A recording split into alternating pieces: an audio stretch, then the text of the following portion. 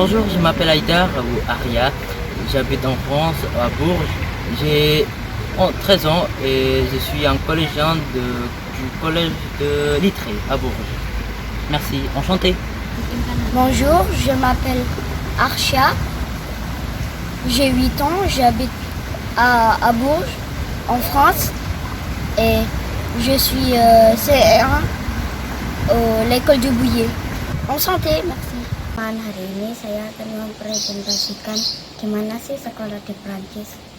Cuma terdiri dari 5 kelas, ada CP untuk kelas 1, CE1 untuk kelas 2, CE2 untuk kelas 3, terus ada CM1 untuk kelas 4 dan CM2 untuk kelas 5. Nah, pelajaran-pelajaran yang atau materi yang dihadirkan di Prancis ini, di sekolah Prancis adalah pertama ada bahasa Prancis, kedua ada matematika, ketiga ada pengetahuan umum, kelima ada sains sama teknologi,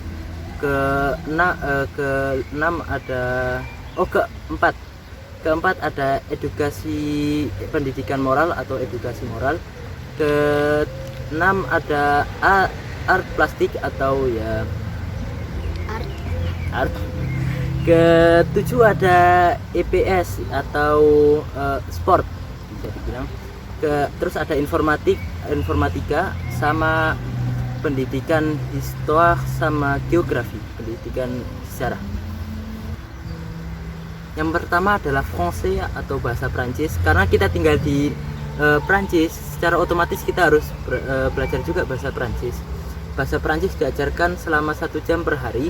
Untuk pelajaran bahasa Prancis, temanya meliputi grammar, tata bahasa, fonologi atau pelafalan, production atau redaction, penyusunan kalimat, comprehension sama lecture, pemahaman bacaan sama teks, sama dan juga vokabuler sama konjugasi.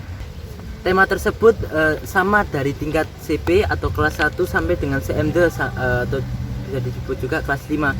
Hanya saja subtema yang dibahas bakal menyesuaikan. Contohnya untuk tema production écrit atau kemampuan menulis, kalau di CP atau kelas 1 hanya menulis ulang dan menyusun kalimat sederhana.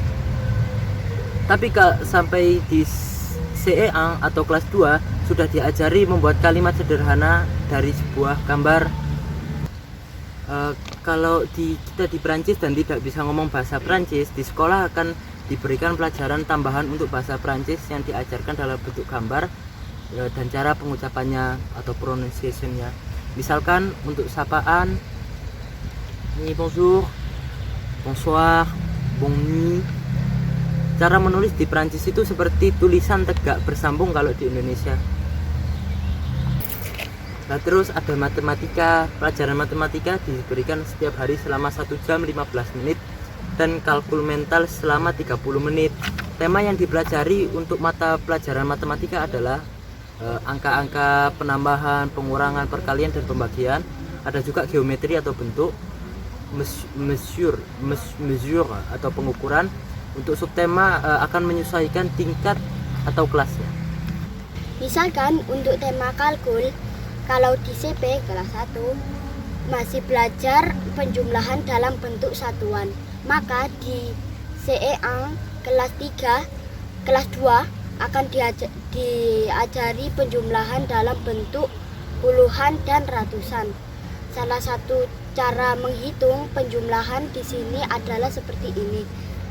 Teman-teman, par exemple, 15 plus 23 38. Setelah itu akan ditanya mengapa pourquoi hasilnya 38 atau 38. Penjelasan adalah karena 30-an dan 8 satuan, berapapun penjumlahannya kita harus tentukan dulu berapa puluhan dan satuannya, atau kalau di sini disebut dizaine et unité. Kalau di sekolah GIS gimana? Nah, ada juga questionner le monde atau pengetahuan umum. Tema yang akan diajarkan meliputi monde de la matière atau materi, bentuk dan perubahannya, padat, cair, dan gas. Ada juga kehidupan atau monde du vivant. Terus ada juga se situer dans l'espace, keadaan di sekitar kita. Dan juga ada se situer dans le temps, mengenal waktu, nama-nama hari dalam satu minggu, nama-nama bulan dalam setahun, begitu.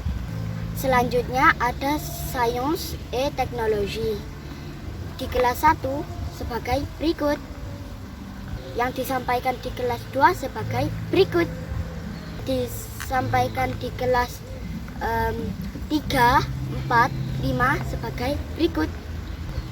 Nah, terus kemudian ada juga education moral et civique atau pengetahuan pendidikan moral.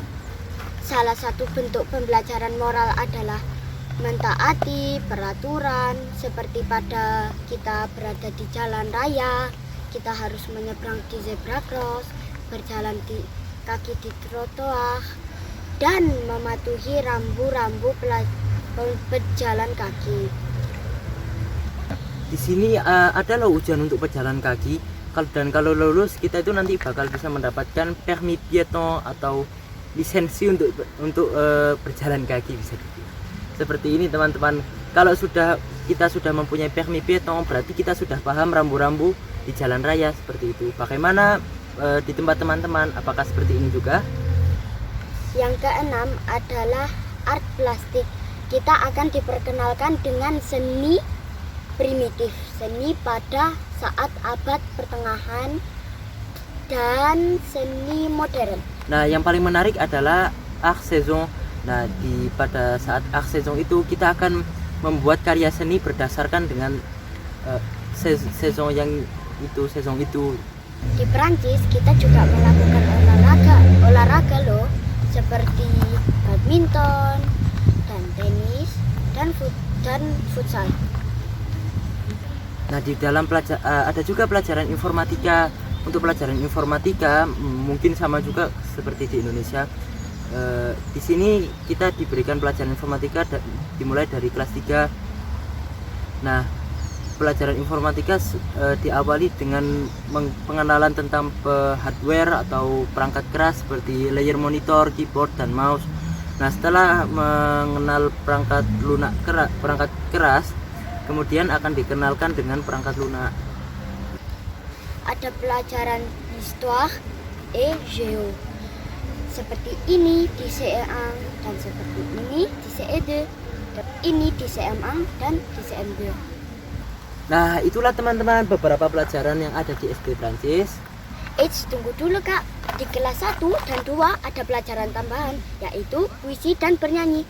Sebelum sesi ini selesai, saya persembahkan satu puisi untuk teman-teman semua.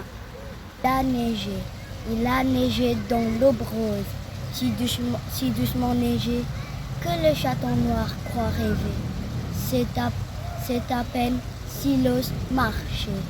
Il a neigé dans l'aube rose, si doucement neigé que les choses semblent avoir changé. Et le chaton noir n'ose s'aventurer dans le verger. Se sentant soudain étranger à cette blancheur où se posant, comme pour le narguer des moineaux effrontés. Maurice Carême.